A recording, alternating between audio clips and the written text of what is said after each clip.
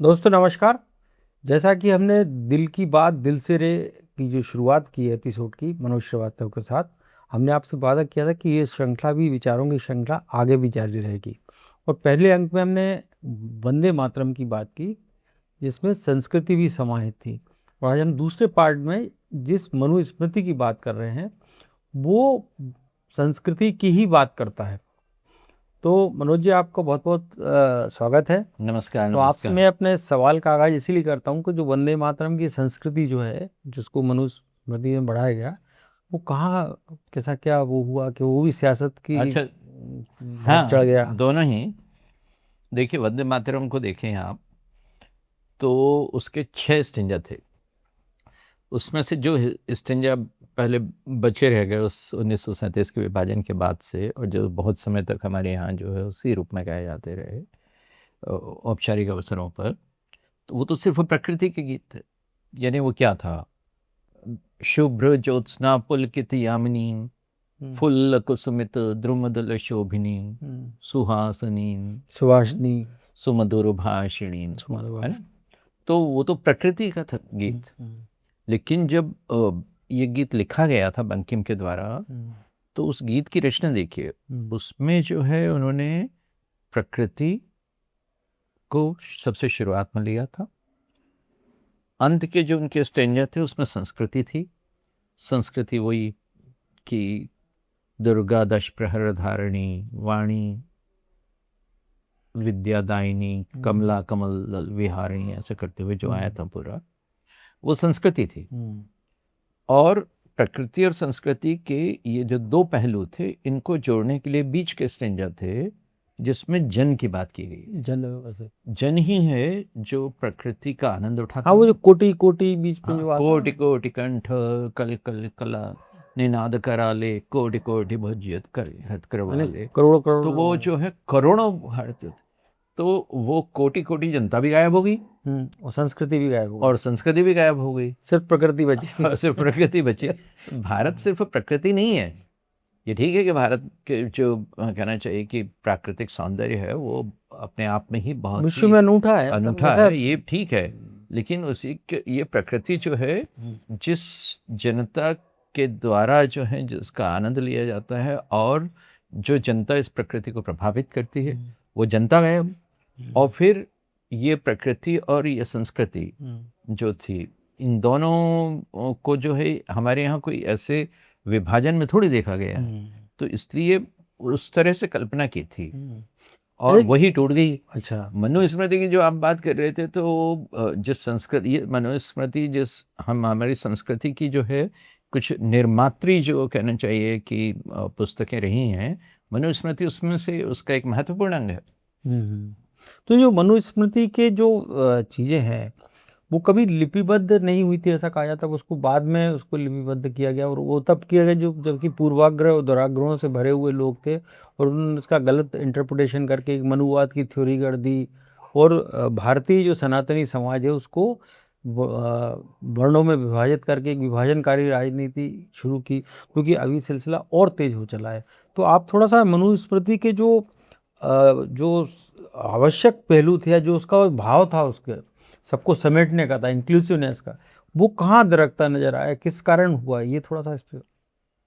देखिए, मनुस्मृति जिस धर्म की बात करती है वो सनातन है। और किस रूप में सनातन है? कोई धर्म सनातन कहलाने के अधिकारी कब होता? जब कोई भी धर्म जो है देश और काल से निरपेक्ष होगा, स्पेस और टाइम से, तो ही सनातन होगा। यदि आप किसी काल विशेष में जन्मे हैं, यदि आप किसी स्थान विशेष में जन्मे हैं, तो आप जो हैं उसकी ज्योग्राफी से प्रभावित होंगे, आप जो हैं उस समय से प्रभावित हो। और वहाँ के सामाजिक ताने बाने से जैसे मान लीजिए कि कोई धर्म जो है आज से 2000 साल पहले जन्मा, और वो कहता है कि हमारे मसीहा हैं और हमारे रास्ते पर चल के आपको मुक्ति प्राप्त होगी, साल्वेशन मिलेगा, है? उसका क्या मतलब हुआ? उसका मतलब ये हुआ कि उससे पूर्व जो मनुष्य थे, और वो तो मनुष्यता का इतिहास तो लाखों सालों का है, तो उसके पूर्व के जो मनुष्य थे उनको सॉल्वेशन नहीं मिलता था, उनको आदि मानव कह दिया गया। उनको सॉल्वेशन नहीं मिलता था। सिंधु माने 2000 साल से ठीक पहले का जो मनुष्य था उसको मोक्ष नहीं मिलता था। सिंधु घाटी की वो सभ्यता कितना ही अच्छा काम कर ले उसको स्वर्ग नहीं मिलेगा। जो हमने कहा वही हुआ। स्वर्ग के अधिकारी तो उसी के बाद हो। और ये बात जो है आप देखो तो तर्क के विरुद्ध पड़ती है। सनातन यदि होना है, मतलब सनातन यदि होना है तो आपको देश और काल से निरपेक्ष होना होगा। तो मनु जो है जो धर्म को परिभाषित करते हैं वो जो है उन्हीं टर्म्स में करते हैं जिन टर्म्स में जो है कोई धर्म जो है सनातन हो सकता है। मनु नहीं कहते कि आप इस मनुस्मृति को ही एकमात्र पढ़ो, है ना, या सिर्फ वेदों को पढ़ो, है ना। वेद भी हम वेदों बोलते हैं तो उसका मतलब ये है कि एक नहीं है, चार वेद, चार। तो मनु जो है कभी भी नहीं कहते कि एक व्यक्ति धर्म का प्रवर्तक हो सकता है। मनु कभी भी नहीं कहते कि एक जो है किताब वो धर्म के प्रवर्तक हो सकती है। वो सनातन की बात करते हैं। अच्छा, जो अनादि है वही अनंत होगा, जिसका आदि है उसका अंत भी होगा और लक्षण दिख भी रहे। तो सनातन की जो के रूप में जब हम धर्म को देखते हैं तो मनु की परिभाषा सबसे पहले ध्यान आती है। मनु के धर्म की परिभाषा यह है कि वो धर्म की को गुणमूलक बताते हैं। धर्म जो है मनु के हिसाब से गुणों के समुच्चय का नाम, और गुण गिनाते हैं वो, और वो कहते हैं धति, क्षमा, दमोस्तेयम, धीर विद्या, सत्यम, अक्रोधो, दशकम धर्म लक्षण। थोड़ा सा आप इसका हिंदी भी अनुवाद करते हैं ताकि हमारे हुआ श्रोताओं को धर्म के 10 लक्षण हैं। और धर्म के 10 लक्षणों में वो कहते हैं कि धृति है यानी धैर्य, क्षमा, माफी, दम, अस्तेय, इंद्रिय निग्रह, दम माने बल, दम यानी संयम, है ना। तो धृति, क्षमा, दमोस्तेयम, शौचम, इंद्रिय निग्रहम, है ना, धीर विद्या, सत्यम, अक्रोधो, दशकम धर्म लक्षणम, है ना। तो धृति, क्षमा, दम यानी संयम, अस्तेय यानी चोरी न करना, और शौच यानी पवित्रता, इंद्रिय निग्रह, इंद्रियों का नियंत्रण, हाँ, फिर धी यानी बुद्धि, विद्या, और सत्य और अक्रोध। ये 10 लक्षण हैं धर्म के। मनु की परिभाषा वो है। तो जब मनु की परिभाषा है ये, तो उनके हिसाब से वो व्यक्ति चाहे अफ्रीका में रह रहा हो, चाहे अमेरिका में रह रहा हो, चाहे कहीं रह रहा हो, यदि उसके पास ये 10 लक्षण है, सनातनी है, तो वो इंसान कैनल है, जो तब यूं कहना सनातनी है, धार्मिक है। अब यही बात वंदे मातरम में भी के संदर्भ में भी उठ रही थी कि आखिरकार जो है हम इतने समय से बात करते आए हैं छद्म धर्म निरपेक्षता, कितनी डिबेट चली है, सूडो सेकुलरिज्म की बात करते हैं लोग। लेकिन मेरा कहना है कि समय आ गया है और वंदे मातरम वो चुनौती देता है हमें कि हम जो है छद्म धार्मिकता की भी बात करें। हाँ, तो उसको वो कौन सी धार्मिकता है कि जिसमें जो है मैं एक यदि गीत को गा लूं तो मैं धर्म की या मजहब की या रिलीजन की जो है सदस्यता से बहिष्कृत हो जाता हूं, भले ही मैं हत्या कर लूं, भले ही मैं जो है किसी टेरर अटैक में जो है सैकड़ों लोगों को मार डालूं, भले ही मैं जो है जुआरी, शराबी, कबाबी जो भी कुछ हूं तो रहूं, बलात्कार कर लूं, ये कुछ भी हो जाए तो जो है भाई मैं धर्म बना रहूंगा। लेकिन एक मैं गीत को गा लूंगा तो मैं धर्म का सदस्य नहीं रहूंगा। ये जो परिभाषा है बुनियादी रूप से ये उस धर्म का की भी अवमानना है, उस जिसके लोग जो है इस तरह से कहने की कोशिश करते हो, उस मजहब की अवमानना है, क्योंकि वहाँ इतने संकीर्ण रूप से देखा ही नहीं गया। मैंने तो पढ़ी है वो पुस्तकें, तो इसलिए वहाँ भी इतनी संकीर्णता से नहीं देखा गया। तो ये कुछ लोग जो इस तरह से बरगलाते हैं वो वही है। मनु जो हैं, मनु का महत्व इस रूप में था कि उन्होंने बताया कि धर्म को आप पहचानोगे कैसे, तो यदि आपके पास जो है वो सब चीज़ें नहीं हैं, आप मनुष्य नहीं हो, आप सनातनी नहीं हो। मनु से ही तो मानव बना ना। हाँ। तो वो तो हमारे जो है बिल्कुल कहना चाहिए कि अस्तित्व के फाउंडेशनल जो कुछ चीज़ें हैं, बेसिक उसके बारे फंडामेंटल। में उन्होंने बताया। अच्छा, फिर सिर्फ मनु नहीं, ऐसा नहीं कहा। याज्ञवल्क्य जो हैं, वो भी अहिंसा से शुरू करते हुए और ऐसे 9 लक्षण बताते हैं। आप जैनियों में देखो तो उनके 10 लक्षण पर्व होता है। तो उसमें वो उत्तम, क्षमा, आर्जव, मार्दव, इस तरह करते हुए उनके भी 10 गुण हैं, जिनेंद्रिय है ना? तो भारत में जो है, जो धर्म की परिभाषा है, वो तो गुणमूलक परिभाषा है। वो किसी के गीत के गाने या न गाने से थोड़ी निर्धारित होती है। तो उस रूप में जो है मनु, मुझे लगा कि आपने पिछली बार मुझसे वंदे मातरम में बात की थी, इस बार जो है मनुस्मृति पे कर रहे हैं, लेकिन दोनों में जो है ये है तालमेल। अच्छा, ये मनुस्मृति को लेके अक्सर ये कहा जाता है कि मनु इसलिए दोषी हैं क्योंकि उन्होंने जो है वर्ण व्यवस्था लागू की, ब्राह्मण, क्षत्रिय, शूद्र, वैश्य। जबकि आपने किसी क्लिप में लिखा था कि ब्राह्मण तो कोई जाति ही नहीं होती हाँ, है ना?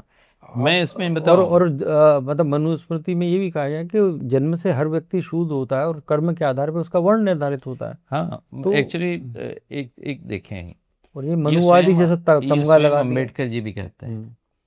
और अम्बेडकर जी कहते आपने हैं बहुत कि अच्छी बात की, थोड़ा हस्तक्षेप कर दो। हम्म, अम्बेडकर जी ने भी अपने संविधान में जो समानता और बराबरी की जो बात की, उनमें किसी जाति का उल्लेख नहीं है उसमें। हाँ, उन्होंने कहा कि अनुसूचित और अनुसूचित जनजाति। नहीं, उससे उन्होंने उससे और आगे की मैं इनकी बात कर रहा हूँ, मनु की। अम्बेडकर जी ने लिखा कि जाति जो है व्यवस्था, वो मनु के पहले भी अस्तित्व में थी, है ना? और उन्होंने कहा कि किसी भी एक व्यक्ति को इस बात के भीतर इतनी ताकत नहीं हो सकती है कि वो जो है पूरे उस पे वर्षानुवर्ष, शताब्दियों दर शताब्दियों, सहस्राब्दियों दर सहस्राब्दी जो है उस चीज़ को जारी रखे, किसी भी एक व्यक्ति में होने हो सकता है। इसमें हम अम्बेडकर ने कहा, और उन्होंने मनु को इस बात से एग्जाम्प्ट किया कि उन्होंने कोई जातिवादी की। अब अम्बेडकर जी की बात मान लें तो जाति यदि मनु के पूर्व अस्तित्व में थी, जातियां थी, उपजातियां थी। अब तो लोग कहते हैं कि 6 लाख जातियां, उपजातियां सब मिला के। तो 6 लाख के जो है उस बहुत बड़े से जो है कहना चाहिए कि झाड़ झंकार भरे जंगल को व्यवस्थित करने के लिए मनु ने उसको सिर्फ 4 कर दिया। 4 वर्ण। वही कर्म के आधार वो 4 वर्ण उन्होंने किस तरह से किए? गुण कर्म विभागशः, जो गीता में भगवान कृष्ण ने कहा था ना, चातुर्वर्ण्यम मया सृष्टम गुण कर्म विभागशः। तो मनु भी यही कह रहे हैं कि जन्म से तो सभी शूद्र पैदा होते हैं, संस्कारात् द्विजमुच्यते, संस्कार से होते हैं। जो भी द्विज बनते हैं वो संस्कार से। द्विज का क्या है? द्विज का शाब्दिक अर्थ है दूसरी बार जन्म लेना।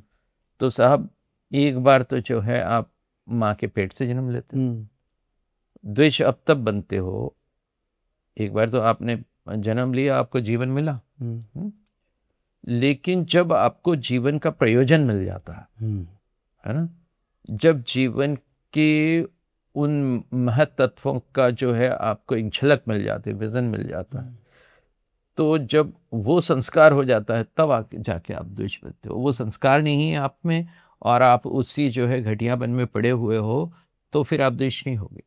द्विज का मतलब यही है। तो मनु तो कहते थे कि जन्मना जायते शूद्रः और संस्कारात् द्विज उच्यते, संस्कार से द्विज होते हैं। तो वो बात तो संस्कारों की कर रहे थे। यदि आप संस्कारहीन तरीके से रहते हो, उज्जड तरीके से रहते हो, गवार तरीके से रहते हो, तो फिर जो है आप अपनी दशा के लिए स्वयं उत्तरदायी हो। क्लासिफिकेशन उस हाँ, हिसाब से होगा। तो वो बाय बर्थ तो है ही नहीं। जन्म के आधार मात्र पे तो मनु कहते नहीं। मनु सहारा किसका ले रहे हैं? मनु ले रहे हैं पुरुष सूक्त में जो कही गई थी बात, उसी को मनु अपने एक श्लोक में बोलते हैं। पुरुष सूक्त में ये कहा गया कि उस विराट पुरुष के मुख जो है वो ब्राह्मण, उसका जो भुजाएं और जो वक्ष है वो क्षत्रिय, उसके उदर जंगा जो है वो वैश्य, और उसके जो चरण हैं वो शूद्र। उसको लेकर जो है गलतफहमियां खड़ी करनी शुरू की ज्योतिबा फुले जी ने भी वैसी की, और जो है उनके बाद के और इसी धारा के विद्वानों ने भी वही की। लेकिन उनसे पहले जो है इन लोगों से लुई ड्यूमा ने जो है और अंग्रेजों ने, जो औपनिवेशिक लोगों ने इस चीज़ के बारे में भ्रम फैलाना शुरू किया। भ्रम फैलाना क्या शुरू किया उन्होंने, कि उन्होंने लुई ड्यूमा की पुस्तक है जैसे होमो हायरार्किकस, तो उसने कहा कि ये जो है एक हायरार्की है ना, एक अधिक्रम है। एक इस अधिक्रम में इस सीढ़ी पर सबसे ऊपर जो है ब्राह्मण है, उसके नीचे क्षत्रिय हैं, उसके नीचे वैश्य हैं, और उसके नीचे जो है शूद्र है। तो आपका शरीर यूं देखो तो ऐसे ही दिखाई देता है ना, सबसे ऊपर ये तो उन्होंने इसी को जो है उसका बना दिया, अधिक्रम बना दिया कि ये जो वर्णों के बीच में ये है। ये बदमाशी थी, क्योंकि पुरुष सूक्त में तो ये सब नहीं था। पुरुष सूक्त तो ये कह रहा था कि उस विराट पुरुष की बात के, पुरुष का ही उदाहरण क्यों दे रहा है।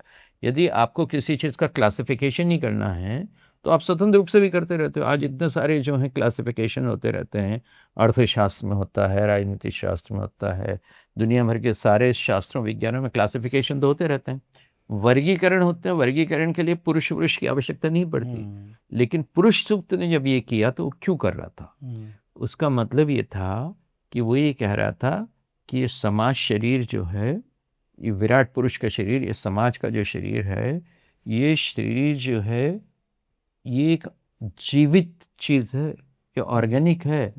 ये जो है कोई डेड वुड नहीं है कि आप इसको 2-4 भागों में से काट दो। ये एक शरीर के ही अंग है। और एक शरीर में कोडिपेंडेंसी होती है। आपका मस्तक जितना इम्पोर्टेंट है उतने पैर भी इम्पोर्टेंट है, आपके पैर इम्पोर्टेंट है। आपके पैर कट गए तो फिर कहाँ बराबर हो गए आप उसी में। तो बताओ, आप सब चीजों की, सारे लोगों की व्यवस्था है। और हमारे शास्त्र तो यहाँ तक कहते हैं कि भगवान विष्णु जो हैं उनके पैरों की सेवा लक्ष्मी करती है, कहते हैं ना। और ये भी कहते हैं कि भगवान विष्णु ने 3 पगों से जो है पूरे 3 वो नाप लिए थे, त्रिविक्रम कहे जाते हैं ना, 3 लोग जो है नाप लिए थे उन्होंने, वो पैरों से नापे थे। वामन के 3 पग याद कीजिए। तो पैरों की तो इतनी इंपॉर्टेंस बताई गई है हमारे यहाँ। तो आप जो हैं उसके आधार पे ये कैसे व्याख्या कर सकते हैं कि चरण होना जो है वो जो है किसी तरह की निचली स्थिति का द्योतक है। तो मनु को जो है अंग्रेजों ने जिस तरह से समझाया, हमारे कुछ लोग लेके उसको उड़ लिए, वो भी उन्हीं के ही उससे। ये इस बात के प्रमाण गलत व्याख्याओं के साथ, इस बात के पूरे प्रमाण हैं कि अंग्रेजों ने जिन लोगों के माध्यम से भारत में इस चीज़ को स्थापित किया, वो लोग अंग्रेजों के द्वारा स्पष्ट रूप से सपोर्ट किए गए। लेकिन अभी भी इस चीज़ को और बढ़ाया जा रहा है, उसको और उसका फैलाव किया जा रहा है, जातिगत जनगणना जैसी बातें। हाँ, वो एक ब्रेकिंग इंडिया का एक वो चल रहा है। मैं किसी इश्यू विशेष पे तो बात नहीं करूँगा, जातिगत जनगणना वगैरह वो सब बड़े लोगों की चीज़ें हैं। लेकिन मैं अपनी तरफ से जो कहूँगा वो यही कि ब्रेकिंग इंडिया का एक प्रोजेक्ट है। उसमें और अभी से नहीं, बहुत पहले से है, अंग्रेजों के समय से है। वहाँ उत्तर को दक्षिण से भिड़ाना है ना, पूरब को पश्चिम से। वहाँ पे जो है उनको एक जाति को दूसरी जाति से, एक वर्ण को दूसरे वर्ण से, एक मज़हब को दूसरे मज़हब से भिड़ाना ही भिड़ाना है, एक भाषा को दूसरी भाषा से भिड़ाना। भारत में जो है उन सारी फॉल्ट लाइंस को जितना भी ज़्यादा वो करना है, क्योंकि उनका एक स्वप्न है भारत के बाल्कनाइजेशन का, टुकड़ों टुकड़ों में बढ़ जाए भारत। बहुत दिनों से ये उनका सोचा हुआ सपना है। वो तो भारत की एक सांस्कृतिक एकता है, संस्कृति ऐसी है जो इसको जो है एक रखे हुए है, वरना कोशिशें तो हमारे दुश्मनों ने कम नहीं की। मैं आपका कहना मतलब यही है ना कि ये सारे इंटरप्रिटेशन जो हुए हैं कि भारत को तोड़ने के हुए, जोड़ने के नहीं हुए, जुड़े हुए भारत को तोड़ने के, जुड़े हुए भारत को तोड़ने के कोशिशें हैं। वो इंटरप्रिटेशन उसी में थोड़ा सा सरल सहज शब्दों में हमारे दर्शक भी समझ सकें, इसलिए मैं थोड़ा सा बीच में हस्तक्षेप भी करता जा रहा हूँ कि जो ये जोड़ने के लिए बात करी गई मनुस्मृति में, उसको तोड़ने के लिए नहीं करेंगे। एक वो आपने कहा ये वर्ण और जाति, इसमें क्या भेद होता है? मतलब जैसे ब्राह्मण आपने एक लिखा था कि ब्राह्मण कोई जाति नहीं होती, या क्षत्रिय कोई जाति नहीं आप होती, देखिए ना कोई जाति नहीं कि जब जातियों की आप बातें करते हैं तो और आपसे पूछें कि ब्राह्मण की क्या जाति है तो आप क्या बताएंगे? कुछ नहीं बता पाते। ब्राह्मणों की जातियां नहीं बता सकते आप। ब्राह्मणों के आप गोत्र बता सकते हो कि हाँ भाई ये जो है कश्यप है, ये जो है भारद्वाज है, ये जो है उपाध्याय है, ये मेरा गोत्र वशिष्ठ है। जैसे हाँ, वशिष्ठ क्षत्रिय थे, हाँ, तो मैं क्या क्षत्रियों के ब्राह्मणों के ब्राह्मणों हाँ, क्या रहूं, बताइए। हाँ, वो तो क्या हमारे यहाँ वो ब्राह्मणों में तो वर्ण ही रहा, जाति रही नहीं उनमें, और वो अपने को जातिगत कोई पहचान नहीं उनकी उस तरह की, ऋषि परंपरा हाँ, के साथ चले। या तो स्थान के आधार पे हो गया कि भाई यहाँ इस स्थान के सरयू पारीन, सरयू के पार के, है ना, हाँ सही है। यूं हो गया। जैसे हम सिरोठिया हमारा सरनेम हो गया, हम्म, तो सिरोट गांव था वृंदावन के पास, वहां से हम हाँ, लोग तो वहाँ स्थान हो, सिरोठिया हो जाति गए। थोड़ी होगी उसके जैसे तो अंदर। शर्मा हम लोग हाँ, मतलब वो हैं। तो इसलिए जो है, और जाति और वर्ण अलग है। जाति ऑक्यूपेशनल जाति ऑक्यूपेशनल है ना, वर्ण व्यवसाय नहीं। आधारित है। हाँ, वर्ण जो है कर्म आधारित अब प्रवृत्ति है, कर्म है, गुण है आपके, आपका जो कहना चाहिए एसेंशिया क्या है, आपका जो मूल तत्व क्या है, मूल पिंड क्या है आपका। यदि आपका मूल पिंड ज्ञान है तो आप जो हैं वो, और होते हैं ऐसे लोग, कुछ लोगों को पढ़ने ही लिखने में रुचि रहती है, सब लगे रहते हैं, पढ़ते रहते हैं। मनोज श्रीवास्तव जी को ब्राह्मण कहा जा सकता है जिस तरह से हाँ, तो कुछ लोग ऐसे होते हैं जिनको ज्ञान की ही अभिप्सा है ना। कुछ लोग ऐसे होते हैं जो रक्षा का कार्य करते हैं, तो वो क्षत्रिय हैं। अभी मैं देख रहा था कि भास्कर में जो है एक वो आया था फोटो, आदिवासियों का था। वो आदिवासी जो हैं योद्धा के वेश में उसमें इकट्ठे होते हैं, एक खास आदिवासी समाज का था, तो वो क्षत्रिय रहे होंगे निश्चित रूप से, है ना।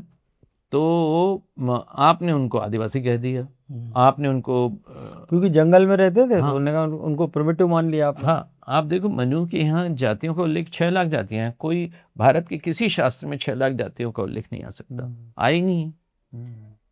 तो जातियां जो हैं उनको हमारे यहाँ शास्त्रीय समर्थन नहीं था। जातियां बनी हैं एक तरह के कहना चाहिए कि ऑक्यूपेशनल इवोल्यूशन से, ये कर रहा है तो इसकी ये हो गई जाति।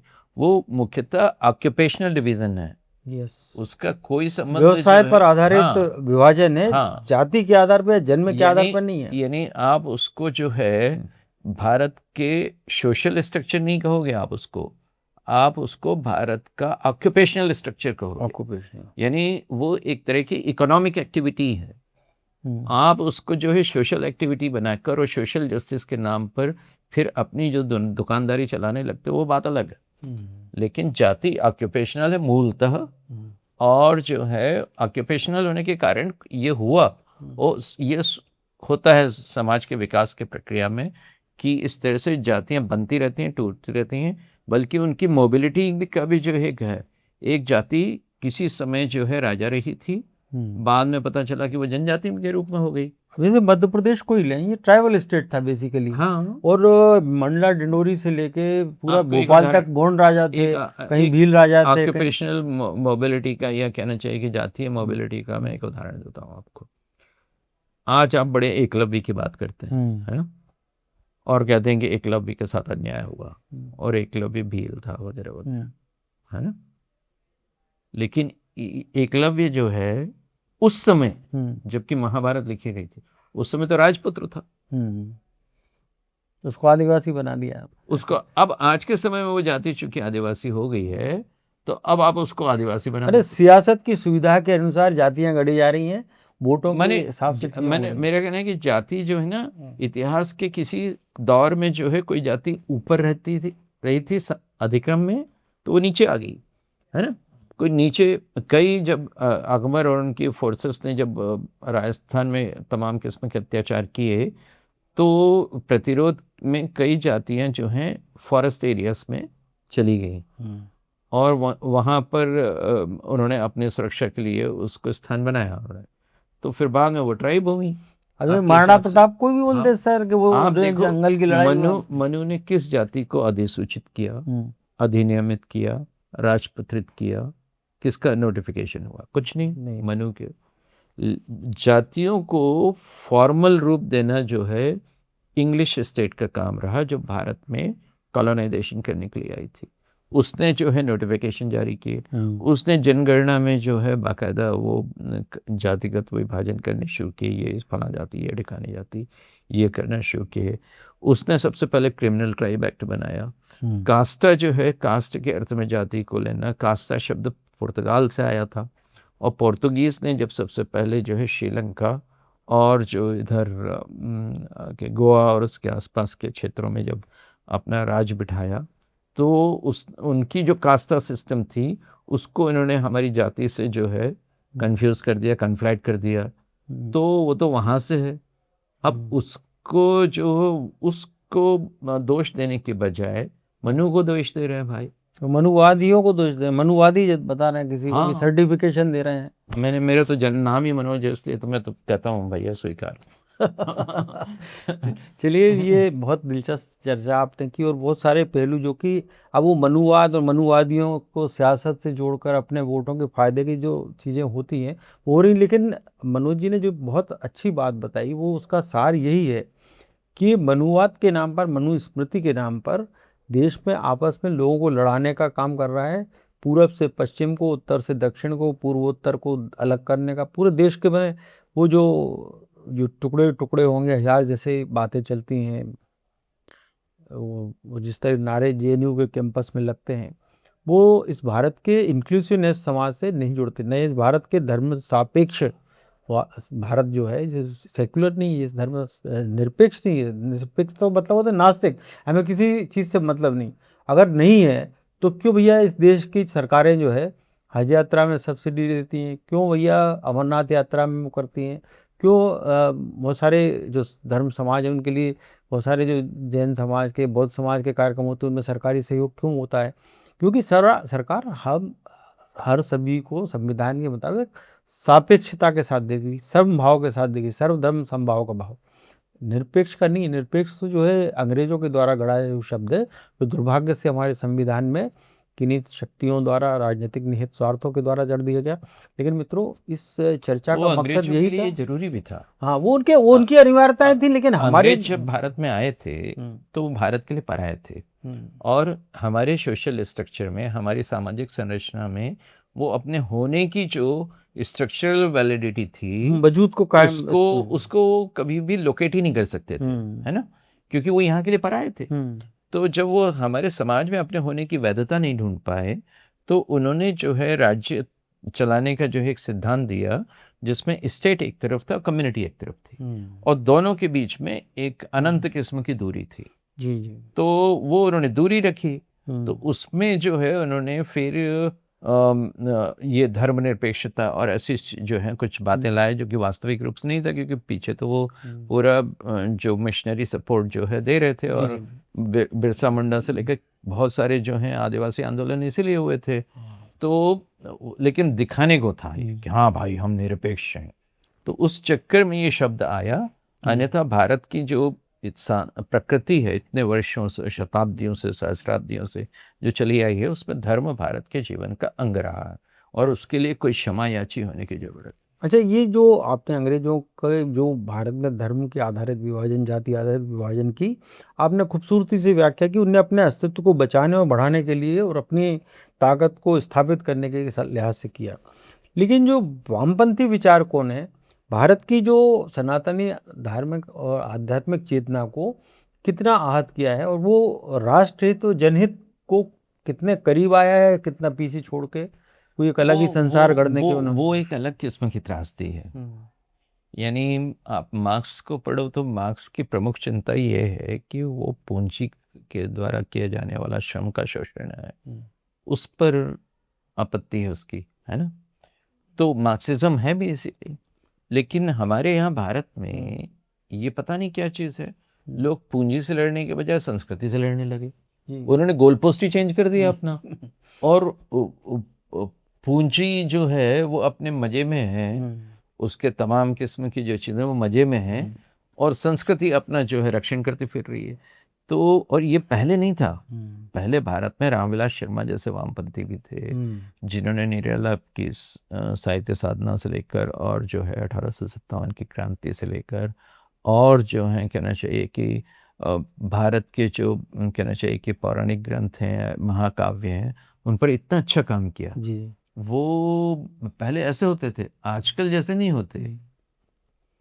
तो मित्रों, अब इस चर्चा को जो मनुस्मृति जो वंदे मातरम से शुरू हुई और मनुवाद तक खत्म हुई, आज मनोज जी ने इसका जो सम अप किया है या उसको मतलब अपने सार्वगर्भित अंदाज में जो किया है, वो वामपंथ तक जो है ना, माने वंदे मातरम से जो है मनुवाद, और मनुवाद सो कॉल्ड मनुवाद तो सबके लिए बेसिकली वो वाद नहीं है कोई, वो एक जीवन शैली की पद्धति के ऊपर आधारित है। वो वामपंथी विचार एक बड़ा अच्छा आइडिया दिया, क्योंकि ये साल जो है आरएसएस जो राष्ट्रीय स्वयंसेवक संघ है उसके भी 100 साल पूरे हो रहे हैं, और कम्युनिस्ट पार्टी के भी 100 साल पूरे हुए हैं। तो अगले अंक में हम इस बात पे बहुत गंभीरता से विवेचना करेंगे कि 100 साल में कम्युनिस्ट कहाँ पहुँचे, कहाँ से कहाँ पहुँच गए, और संघ कहाँ पहुँच गया।